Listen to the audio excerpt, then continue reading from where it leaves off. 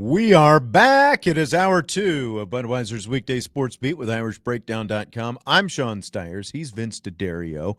The news of the day is that CJ Carr has been named Notre Dame's starting quarterback after a training camp battle with Kenny Minchey that waged on for 2.5 weeks. And Vince, it is rapid fire time right now. Helps if I unmute myself. Let's go, baby. Let's do it. Let's do it. So, fill in the blank. It's blanked at ESPN's Emmanuel Acho says he's not worried about Notre Dame breaking in a new quarterback this season because the defense and running game can carry the load for the Irish. It's questionably well thought out. I do. I mean, look, there is some. Is that what you? There's some truth to what he is saying, right? That Notre Dame can be a good to very good football team, just leaning on the run game and the defense, no doubt about it. And as we have said for years and years and years, Brian, wow, Sean, Hello. I know, right? Nice Because Brian and I have talked about this a bunch, and I know you and I have talked about this a bunch, is that, look, Notre Dame's had great defenses before, elite defenses before, and they've had good running games before, and they've had them at the same time. But they've never had those two things and an elite quarterback to get them over the hump to a national championship. That's why he's correct that they can, that he's not worried about it. Notre Dame can still win 10 games, whatever bar he has set. He's right. Absolutely correct. Right. But if they want to win a national championship, it's about getting that elite quarterback.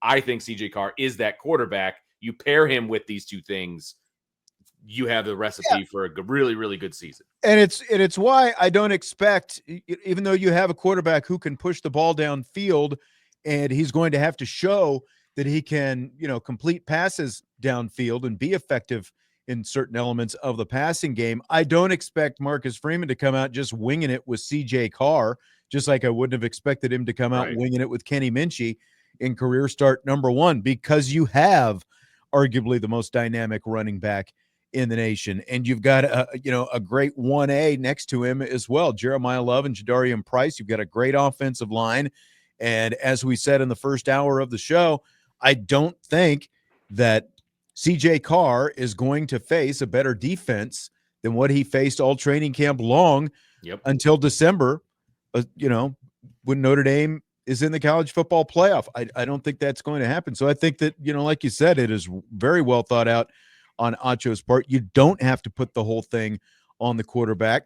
You do have a couple of great running backs, a great offensive line, and what should be a great defense as well. So I think it's a really good formula for Notre Dame. Like that's why you can feel confident as Marcus Freeman and Mike Denbrock and Gino Guidugli in the fact that, hey, we've got a young, inexperienced guy, but we've got a lot around him. I wanted to kind of throw some of these questions from the mailbag and the YouTube chat up there because they pertain to the quarterback thing. John B. says, in your opinion, is a real quarterback competition between talented quarterbacks going to be the new normal at Notre Dame going forward? Do I think there's going to be talented quarterbacks at Notre Dame? Yes. Do I think there's going to be a competition every year? No, I don't. Like, for example, CJ Carr is a true sophomore redshirt freshman, right? So he's got at least one more year, which would be 2026, to come back. I do not anticipate him having – I don't anticipate there being a quarterback competition going into 26. He's going to be the heir apparent, the incumbent, all of those different things. So I don't think there's going to be a quarterback competition every year. But I do think there is going to be competition when the job is open between talented quarterbacks. Yes.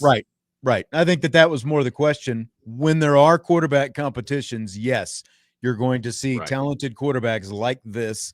And, like that's going to be much more the norm. And this is something Vince and I had, talked about when Brian Kelly left. It's been a while since we've talked about this, but there's not, obviously, when you look at the recruiting that they've got, you're not settling for some of the quarterbacks that ultimately they settled for that led to such disparity in the type of talent that they had in the quarterback room. It's going to look a lot different going forward. And when there are quarterback competitions, yes, you're going to see two really talented guys going head to head like this. And it's going to be nothing but good for Notre Dame. Andre says his biggest question has the offensive staff developed these quarterbacks to succeed? In the past, they had problems developing quarterbacks. And on a related note, Matt says, are you more confident in a young guy starting on Freeman than Kelly? Just feels like every player seems much more prepared at each position. Easy to be confident. What do you think about those?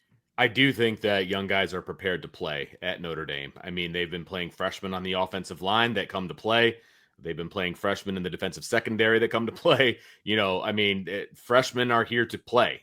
And I do think that they are more comfortable. I think the development is at a different place. And I also think the recruiting is at a different place as well. And so the development of the quarterback position specifically has changed ever since Brian Kelly walked out the door. I mean, let's be honest. And I know people like to throw shade at Tommy Rees, but the second that Brian Kelly walked out the door is the second they started recruiting elite quarterbacks and getting them to commit to Notre Dame. You have to give him credit for that, even though he's not here anymore, right? So I do think that there has been a shift in the mindset as well, and they had to kind of cover that up with some transfers. But now guys are starting to develop and guys are starting to look. We watched Sam Hartman, we watched Riley Leonard, we watched Jack Cohn. Like, we saw all those guys in person.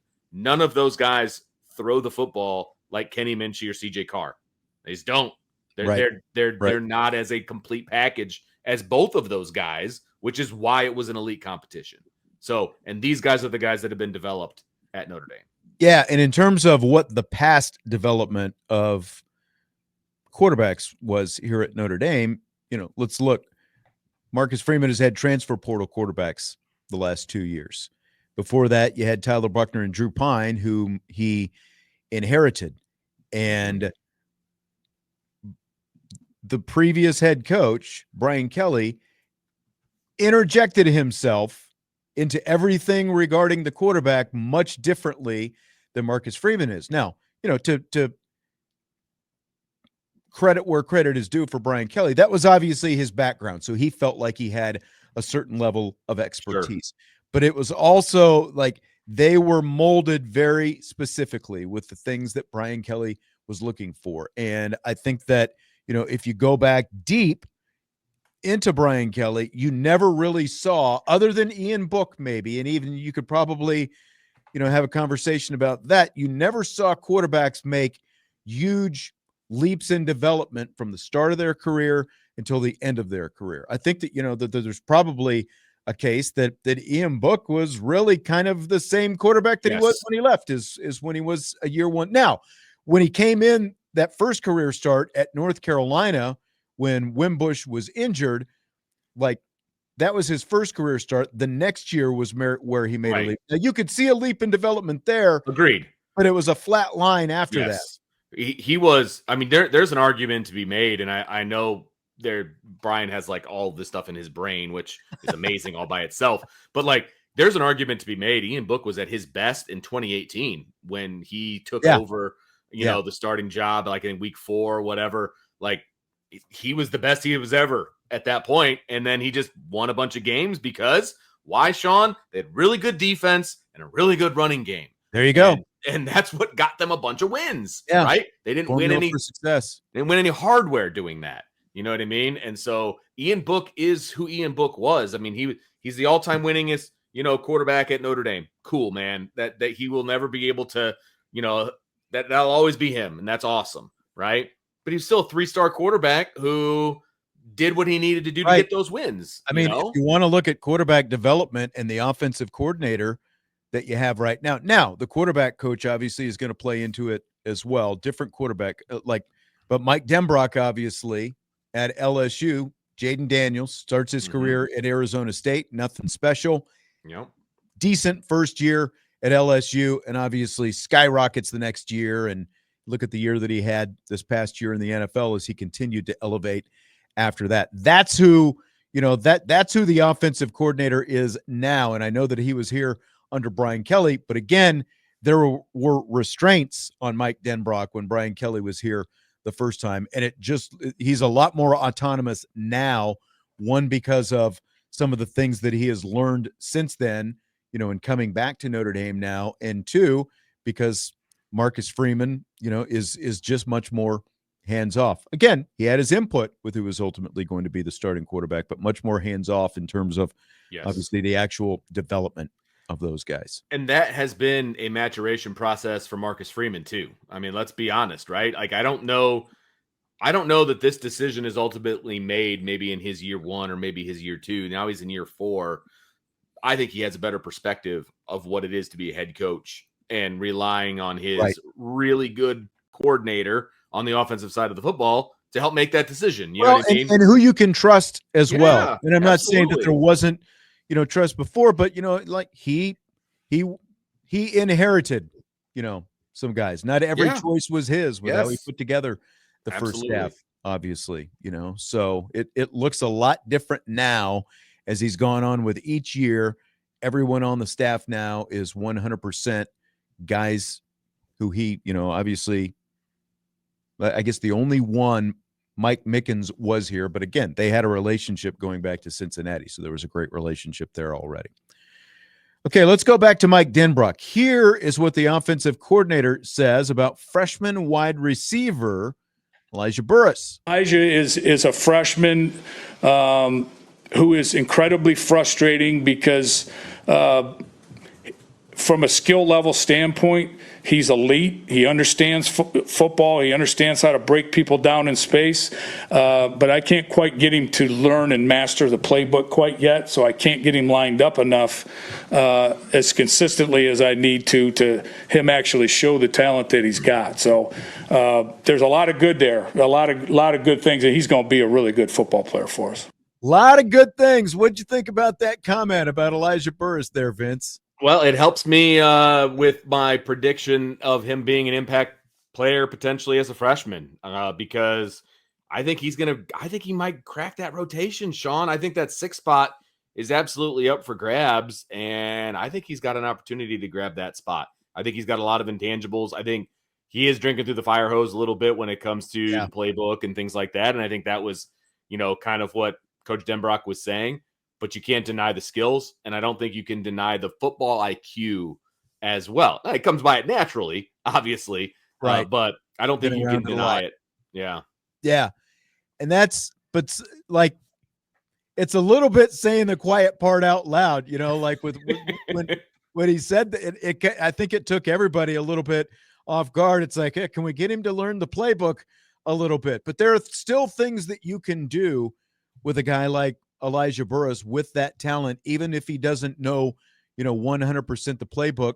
Like Evan Sharpley used to tell me the stories about how when Golden Tate was a freshman and even, like into his sophomore year a little bit, Golden Tate, and look at what Golden Tate became, obviously, like he didn't know the playbook at that point. So what they would do, wherever, whatever sideline Notre Dame was on when Golden Tate would go out on the field, they would line him up closest to the Notre Dame sideline so that the coaching staff could yell to him what he was supposed to do from the sideline.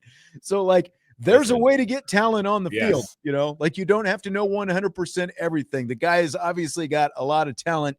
You just got to figure out how to work with it. And I agree. Like, he's going to see the field this year. Well, and you can do that with your 6th receiver. You know what I mean? Like you can kind of get away with certain things, putting him on the field and some smaller packages and things of that nature. Like I still think it's going to be the top 4 guys mainly, and then you're going to see the next 2 guys kind of come, like that type of thing. And so you can do that. And there's ways. Like, look, man, when we were in high school, we were coaching high school ball, and I realized it's 2 different things. But if you have an athlete who's just going to out athlete people, you teach him what he needs to know. And you find ways to make sure, like there was a team that we played against who just had a bunch of athletes on the field. They had like the little wrist things, and I could see on the wrist things that had like the routes like written out like in picture form on the thing, and they were still going out there and making plays. Like you figure out how to make it work, Sean. Yes, that's what you do. That's what you do. Now, again, difference between the current coaching staff and the previous coaching staff, because that was always an eliminator for the previous. That was the roadblock, staff. Man. Like you have to be willing to be open and be flexible and recognize talent and figure out a way to get it on the field. Doesn't have to be 100% of the time. You have to find a way to get it on the field and let that talent work to your advantage rather than just standing on the sideline and saying, well, till you know the entire playbook, you're not seeing the field. That's, doesn't work. One word, coaching. Like, that's coaching. You get your best players on the field. Coach them up, coach, man. Coach them up. Figure out a way to coach them up. Like, that's your job. That I think Brian told a story one time where his head coach kind of came into the room and he's like, you need to get so-and-so on the field. Well, he doesn't know the play. Figure it out. Get him on the field. Like, that's what you do. You coach him up to make plays. Yes, exactly. Marcus Freeman was asked at his press conference about what players fans might not be talking about have taken a big leap during camp. Here's the response. I don't know what the fans talk about. I don't. I think, we have 3 freshmen that are going to, doing a good job at corner with Dallas and Mark and Cree. I think they're going to do an excellent job. Ty Washington just trained at the tight end. I can go on. I can really list a lot of people that our fans don't know that I expect to do a good job for us this season. All right. So, we talked about this in the first hour of the show. The head coach not paying attention to what the fans are clamoring for. Obviously. Great question. Just a great question. Yes. Like, you could have asked gotten the same answer, but asked the question in like a different way. Like, hey, coach, who are some guys that fans are going to be excited to learn about as the season goes on, or something along those lines? He's like, I don't know who the fans are talking about. Like, come on, man. More importantly, the first 3 names off his, on his lips: Dallas Golden, Mark Zackery, Cree Thomas, just to give full names for everyone who might not be up on these guys. And there's a reason you might not be up on these guys, because the 3 first guys, Ty Washington, the Arkansas tight end transfer, was the 4th guy, but Dallas Golden, Mark Zackery, Cree Thomas, all freshmen defensive backs. What does that say to you that those were the first names off Marcus Freeman's lips? I mean, those guys have been running with the 2s pretty much all camp, which we all kind of looked at each other like, huh. It is a very young room, but it is an uber talented room. Uber talented. And somebody in the chat earlier, because we were talking about how, CJ is going to be going up against the scout team and things now. And they're like, well, the scout team's still going to be super talented. And they named off those 3 guys. And it was like, yeah, those guys aren't going to be on the scout team. Like, they're going to be rotating. Those are not scout team guys. No. Those are 2 deep guys. That's right. That's why they have the depth that they have in the secondary. 100%. But no, it's exciting. And it just reinforces the fact that they should be giving Mike Mickens a raise every single year. Because he just keeps bringing these guys in and they just keep reloading in the defensive secondary every single year, man. Like, they're scary good. Because now it's recruiting and development. Yes. Like, there was a mix of a little bit, but you were still trying to get your numbers up. And now look at what Benjamin Morrison did as a true freshman a few years ago, and what that led to for him. And then obviously look at what Leonard Moore did when he was thrown into the fire as a true freshman last year. And now camp is barely over with, and Marcus Freeman is talking about these 3 freshmen. They're going to contribute. They're going to play. And like, it's more exciting than ever to think about this defense. I just, I'll say it over and over and over again. Carr's not going to see a better defense than the one he just faced. Right. Yes, absolutely. It's going to feel like guys are running wide open is what it's going to feel like there for a while. Yep. So, but that's exciting. I'm here for it. And like I said, I'm excited that they can actually get focused on what they need to do now for Miami.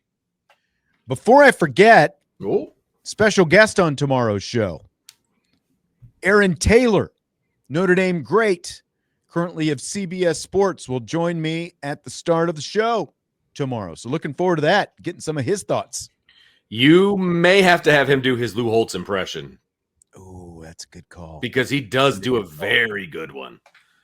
Very good. I've heard it before. Yes. I don't know. Just I'm sure you got your questions ready to roll, but I just figured I'd throw that out there. I don't have them yet, but I've got some kicking around in my head. Did you know that he actually was one of the founders of the Joe Moore Award? Yes, I did know that. Actually. I did not know that until I started researching him. So we're going to have to talk about that a little bit. We're going to have to talk about Joe and the whole kit and caboodle. and this year's offensive Well, line. obviously. Obviously. I mean, come on now. Yeah. But yeah, I believe he founded it because he was coached by Joe Moore and wanted to honor his late coach and all of those things. And I Right. mean, I love the fact that, I know we're getting off track here, but I love the fact that the Joe Moore Award is the largest trophy of any trophy ever out there known to man, because it's an offensive line trophy. It's an entire offensive line. I mean, the thing is massive. It's not one you can really sneak into the facility as a surprise as to who's going to win it. You know what I mean? Yeah. Like, the thing is massive. I wonder if you're on the line, obviously the school gets the trophy, but like, I wonder, do you get like a miniaturized version if you're one of the guys on the line? I wonder how that works. That's a good question. I would want one if I was one, but that's a great question. Right. Fill in the blank, Vince. Speaking of questions, it's blank that Penn State, Maryland, and Indiana are all listed on On3's list of the easiest non-conference schedules in the nation this season. Oh, typical. It's typical. That's my fill in the blank. It's typical. I mean, Penn State has kind of always done this, and so that's not overly surprising, it feels like. But then I use canceling games to make sure that they're easier. Last 2 years, just dumbed it down completely. It's just, I mean, because the Big Ten schedule's so hard. So they have to dumb it down. They're except that it's not that hard. I know. It's ridiculous. You get a soft Big Ten schedule and you dumb down your non-conference schedule with all these FCS teams on there. Unbelievable. I mean, the FCS teams are going to get a paycheck obviously out of the deal, and it's great for them and all of those kinds of things. But like, come on, man, at least challenge yourself a little bit. Try. But there's, Maryland you can forgive because what's Maryland football? But come on, Penn State and Indiana were both in the playoff last Correct. And you used to be able to say that about IU, right? But, the whole we'll play anybody anywhere kind of thing kind of goes out the window when you're canceling games and scheduling these. Yes. So if you want to be considered a big boy, in Big Ten football and nationally, you better put a big boy schedule together. I think so as well. I think and that goes to Penn State fans and athletic director as well. Like, come on, guys, you're supposed to be this top team in the country and all these other things, and you open up with Nevada, and Villanova. I think is their couple of their Villanova, games. Florida International. Like, come on, fellas, come on. Yeah, I think our Penn State friend left the chat. So. I think he did too. It's okay though. Okay, Vince, we're getting close to the season. There's only so many of these that we can do. I want to guess the over-under, the season over-under win total for Vanderbilt this season.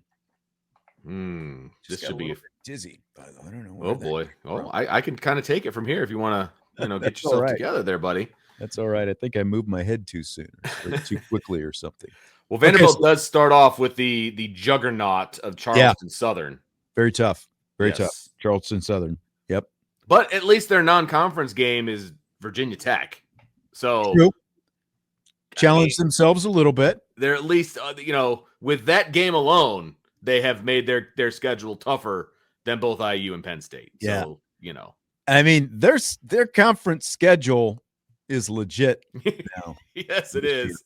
Because then they go they're at South Carolina, another non-conference game, back-to-back, Georgia State and Utah State, totally manageable. Mm-hmm. But then they're at Alabama. Yeah. They host LSU.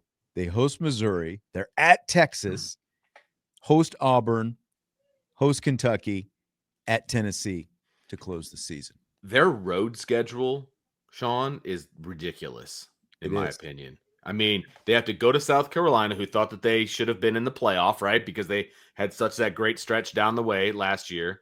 Then they have to go to Alabama. They have to go to Texas, and they have to go to Tennessee. Wow. The SEC schedule makers are not doing them any favors when it comes to the road schedule. No, not at all. Man. That's a tough schedule. Okay, so let's guess what FanDuel has as their over-under for the season. I've got my ballpark that I'm looking at right now. I think it's going to be pretty tough for Vandy to duplicate what they did last year. They're going to be I just don't see. Now, I would have said this last year as well. So to their credit, I would have said this last year. I don't see them getting to 500. And so I'm waffling around the 4.5 area, I think. And, if they get on a little bit of a run, is it possible for them to get to 5, maybe 6, maybe? But I'm sticking, I think, at 4.5. I think I'm going to be a little bit more generous and go 5.5. Okay. But again, like when you look at that schedule, it could be a struggle just to get to 5 wins. Now, Tennessee has lost a lot from last year's team. Yeah. They're one of the big question marks in the country as to what they're going to be able to put together here. I think so too. Kentucky, Kentucky's winnable. Yeah, Kentucky's winnable. Auburn's winnable. Missouri should at least be a toss-up. Sure.